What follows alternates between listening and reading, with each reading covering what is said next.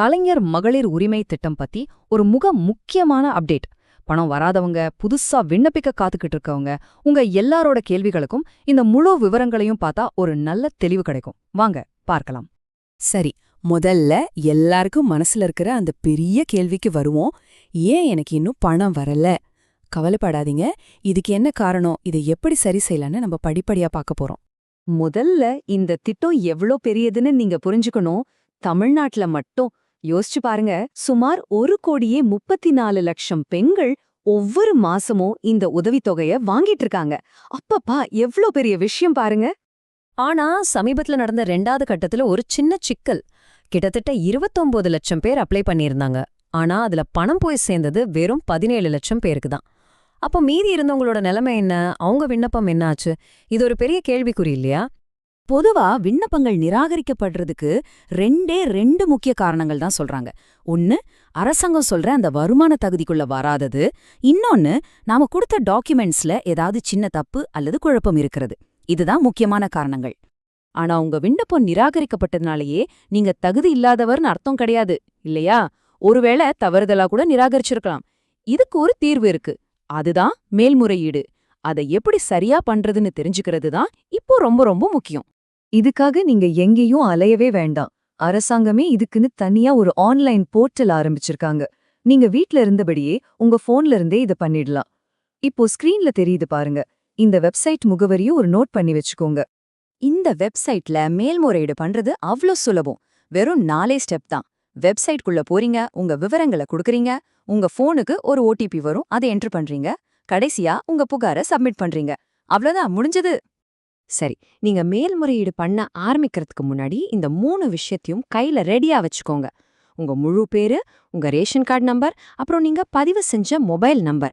இது 3 இருந்தா போதும், டக்குன்னு வேலைய முடிச்சிடலாம். இதுல ஒரு சூப்பரான விஷயம் என்ன தெரியுமா? நீங்க ஆன்லைன்ல புகார் கொடுத்ததோட உங்க வேலை முடிச்சுது. ஆனா அரசாங்கத்தோட வேலை இனிதான் ஆரம்பிக்குது. உங்க புகாரை ஏத்துக்கிட்டு ஒரு வருவாய் கோட்டாட்சியர், அதாவது RDO, நேரடியாவே உங்க வீட்டுக்கு வந்து நீங்க தகுதியானவர் தானான்னு சரி பார்ப்பார். பாருங்க, இந்த விஷயத்தை எவ்ளோ முக்கியமா எடுத்துக்கிறாங்கன்னு.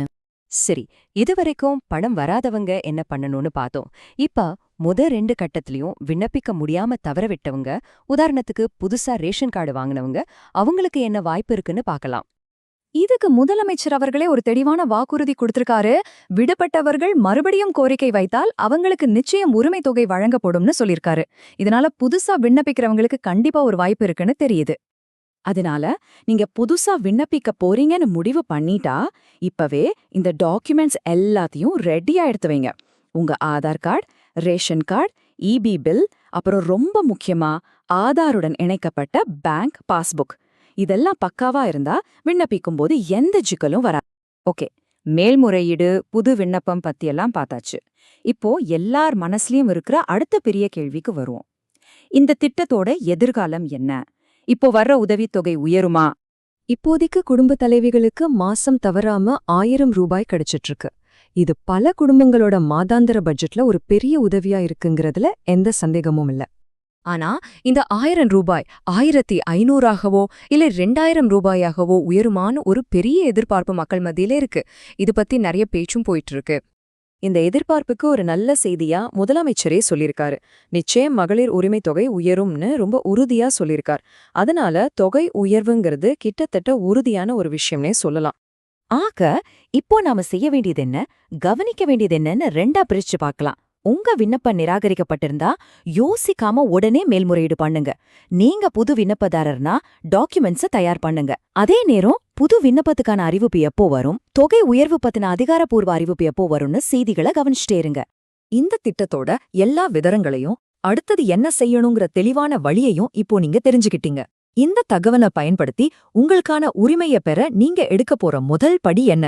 யோசிச்சு செயல்படுங்க.